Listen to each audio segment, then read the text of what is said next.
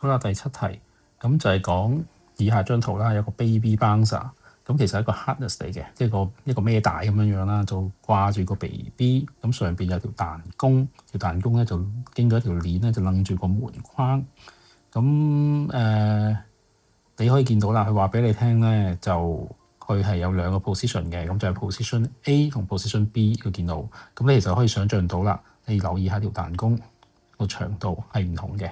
咁個 BB 咧喺 B 嘅時候咧，佢就掂住笪地，咁去到 A 咧就去咗空中。咁其實你應該都可以估計到，咁呢個 bouncer 咁就係幫個 BB 可以喺度彈下彈下啦。咁用得呢啲應該個 BB 都相當之細，可能佢自己都未識企，但隻腳有少少力咁解嘅啫。好啦，咁你7.1，咁佢就話啦，個 baby bouncer 咧唔應該係俾一啲 BB 重過12kg 用嘅，咁啊叫你揾一個原因。如果問呢啲咁嘅原因，咁啊，你即時要諗下佢有冇啲安全上面嘅問題啦，或者會唔會有啲 damage 啦？如果揾個12kg 嘅 BB 用去用，咁你可以想象下，如果個 BB 太過重，你會諗到有啲咩問題先？頭先講過個 BB 隻腳係未必夠力噶嘛，夠力就唔會再玩呢啲啦。佢可能你太重嘅話，到佢唔夠力企住自己嘅時候，佢會被拍成個坐咗落去地下度。咁佢會唔會彈得到咧？咁佢彈唔到嘅。咁其實咧就冇一個好直接嘅安全問題。所以你如果答咧佢受傷嘅話咧係唔得嘅。但係佢如果成個坐咗落地下嘅話，咁佢咪你可以幻想佢即係將條彈弓咧拉到好長啦。咁拉到咁長嘅時候，咁你咪會有咩問題咧？咁如果用翻你喺呢課書 physics 學嘅字眼，咁佢咪呢條彈弓係咪會有呢個 permanently 嘅extended 啊 ？OK， 即係伸長咗啦，唔識縮翻轉頭啦。咁呢個 baby bouncer 咪冇得再玩咯。咁如果再誇張啲，可能嗰個 spring 會爛啦。OK， 呢個亦都有可能噶嘛。所以答呢兩個咧都係可以嘅。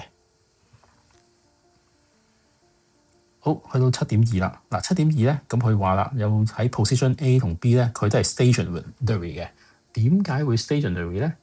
因為佢其實係喺呢個 A、B 之間度彈上彈落，彈上彈落。咁去到 A 咧就係一個最高點嚟嘅，跟住佢會多跌緊落嚟嘅時候 ，OK， 去到中段啦。呢段我哋叫佢 A 至 B 啦，跟住再繼續跌，最終係跌到落去個 B 位度最低點，佢就停咗喺度啦。OK， 咁應該佢會又再彈翻上去，不停咁樣發生。咁但係呢條題目佢就係叫你 describe 嗰個 energy transfer， 當個 baby 由 A to B， 即係純粹下降嗰陣時，你就要考慮啫。跟住點樣 B 又再上翻 A 啊，嗰啲你唔使理噶啦。好啦，咁如果純粹講個 energy， 咁喺呢課書講嚟講去都係關於三個 energy 啦 ，GPE 啦。KE 啦，同埋呢個elastic potential energy 咁嘅 EPE 啦，即係彈弓儲存嘅 energy。咁首先係 A 先，喺 A 嘅時候係最高點噶嘛，咁 GPE 肯定有啦。咁個 KE 因為佢已經係講明係 stationary 啊嘛，咁所以佢係零嘅。OK，EPE 因為條彈弓根本縮埋咗，咁所以咧佢係都係零嘅。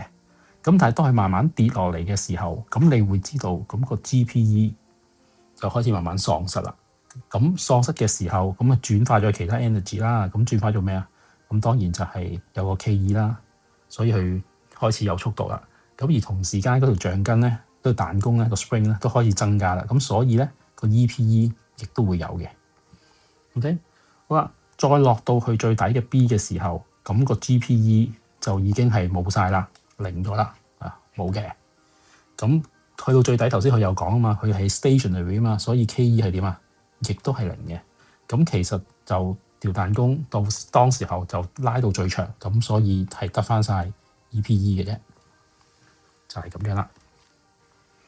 好，7.3，咁就係話 in one position 冇講到喺邊度啊？咁嗰個 extension 個 E 咧就係8 cm。要留意頭先上面都提過啦，呢啲唔係 SI unit 嘅數字，我哋喺呢個情況就已經即刻將佢轉翻做 SI unit 先。咁所以呢度應該係0.08個 meter。OK， 咁個 elastic potential energy 係幾多咧？有4個 joule。咁叫你計下個 spring constant。OK， 咁叫你用個 equation sheet。咁呢度其實就得一條 equation 用嘅啫嘛。咁就係 E 等於1/2個 KE square 咯。OK， 呢度冇分嘅，咁又係啦。嗰三個 step 就係嗰3個分噶啦。咁第一個收翻啲數字落去，4等於1/2。OK，K 唔知道 E 0.08 square。好啦，呢度攞到1分。嗱，呢度仲有留意一樣嘢，你如果有啲分數啊，即係1/2啦，呢度唔好夾硬塞晒一行度寫翻闊少少，方便人哋改卷啊嚇。好，咁呢度攞1分啦。咁跟住下一個分就係將個 K 擺翻做 subject 啦。咁啊 K 等於2乘4.0再除0.08個 square 啦。跟住第3個分咪就係撳個答案出嚟咯。個答案就係1250。OK， 咁啊插埋落去1250個單位 Newton per meter 搞掂。